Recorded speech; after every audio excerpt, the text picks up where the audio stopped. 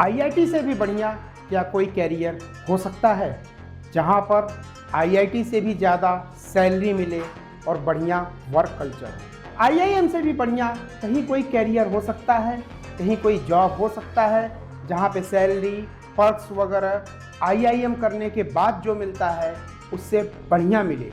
क्या UPSC, IAS, NEET, doctor, engineer या different तरीके की जो कंसल्टिंग फर्म्स होती है, जो कंसल्टिंग की दुनिया है, उनसे भी बढ़िया क्या कोई कैरियर हो सकता है?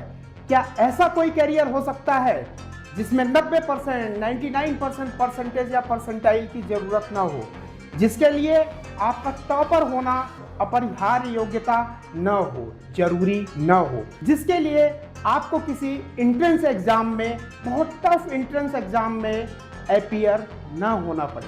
जी हाँ दोस्तों, चौंकिएगा मत, ये सवाल वाकई में बड़ा अटपटा सा है।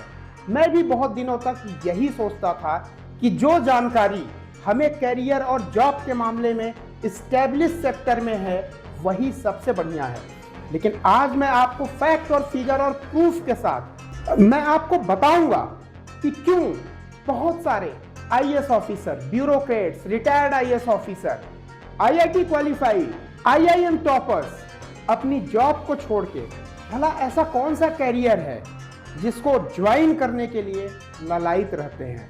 और केवल इतना ही नहीं, दुनिया के तमाम शीर्षस्थ अधिकारी, सफल व्यक्ति, सफल बिजनेसमैन इस कैरियर को अपनाना चाहते हैं। जरा सोचिए, भला इस कैरियर में, इस फील्ड में ऐसा क्या मैग्नेटिज्म है, इस कैरियर का, इस फील्ड का भला ऐसा क्या अट्रैक्शन है, क्या ऑरा है? क्यों तमाम बड़े बड़े खेल की दुनिया से जुड़े हुए लोग, मीडिया की दुनिया से सफलतम व्यक्ति, बिजनेस की दुनिया से सफलतम व्यक्ति इस कैरियर, इस फील्ड को ज्वाइन कर लेते हैं या ज्वाइन करना चाहते हैं? मैं आपको तमाम उदाहरण दूंगा।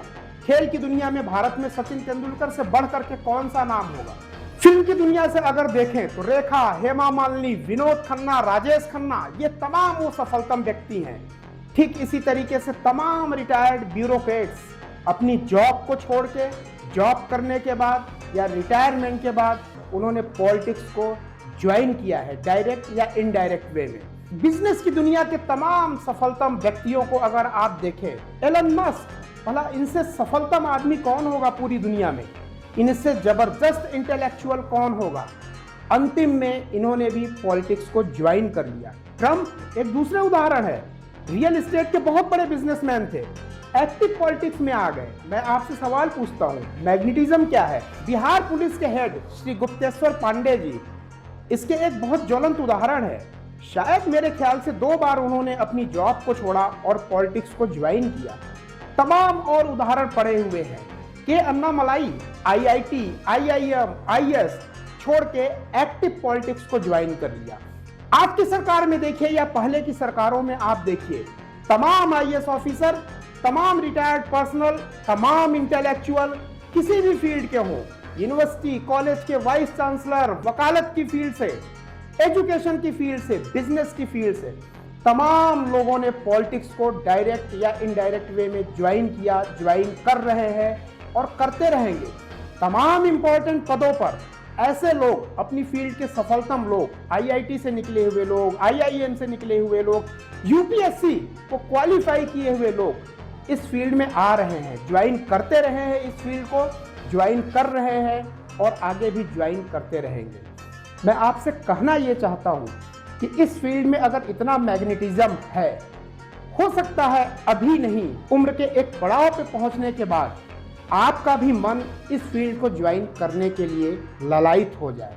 आप भी ये सोच सकते हैं कि पॉलिटिक्स को आपको ज्वाइन करना है। अगर ये सारे विचार आपके मन में चल रहे हैं तो हम आपके लिए लेकर के आए हैं एक ऐसा ट्रेनिंग प्रोग्राम जिसमें ये सारी चीजें आपको बताई जाएगी कि एज ए पॉलिटिकल कंसल्टेंट आप ग्लोबल मल्टी बिलियन डॉलर में अपना कैरियर कैसे बना सकते हैं, एक्टिव पॉलिटिक्स में या पैसिव वे में आप कैसे पॉलिटिक्स को ज्वाइन कर सकते हैं। और इमेजिन करिए, एज ए पॉलिटिकल कंसल्टेंट या एक्टिव पॉलिटिशियन या पैसिव वे में अगर आप किसी पॉलिटिक्स या पॉलिटिकल पार्टी के साथ जुड़े हैं, आपका जो वर्क कल्चर होगा वो दुनिया का, उस देश का सबसे पावर पैक्ड वर्क कल्चर होता है।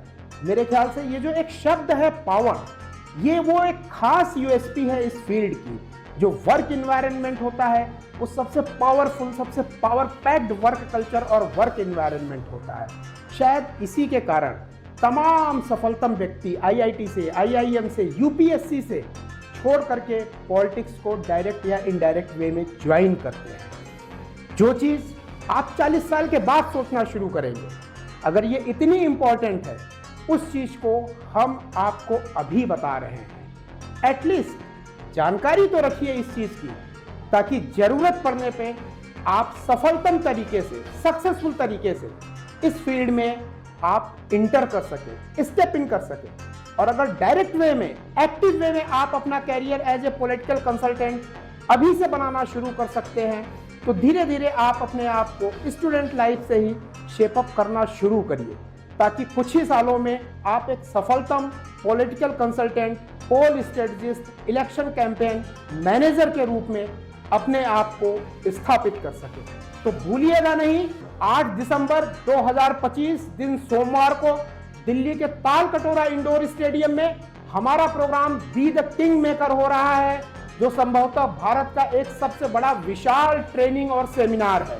आप किसी भी फील्ड के हों, आज ही अपना टिकट बुक कराएं और ज्वाइन करिए।